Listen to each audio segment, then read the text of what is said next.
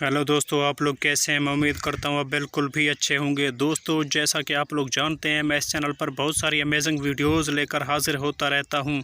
तो दोस्तों, ये वीडियोस मैं डेली बेसिस की बुनियाद पर इस चैनल पर अपलोड करता रहता हूँ, जो बहुत ही इंटरेस्टिंग साबित होती हैं और आप लोग इन्हें बहुत पसंद करते हैं। तो दोस्तों, आज भी मैं आप लोगों के लिए एक बहुत ही खूबसूरत और प्यारी वीडियो लेकर इस चैनल पर हाजिर हुआ हूँ।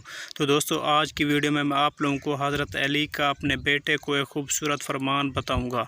तो सबसे पहले मेरी आप लोगों से एक छोटी सी रिक्वेस्ट है, अगर आप लोगों ने अभी तक मेरे चैनल को सब्सक्राइब नहीं किया है तो जल्दी से मेरे चैनल को सब्सक्राइब कर दें और साथ में दिए गए घंटी के निशान को भी दबा दें, ताकि नई आने वाली वीडियोस का नोटिफिकेशन सबसे पहले आप लोगों को मिले।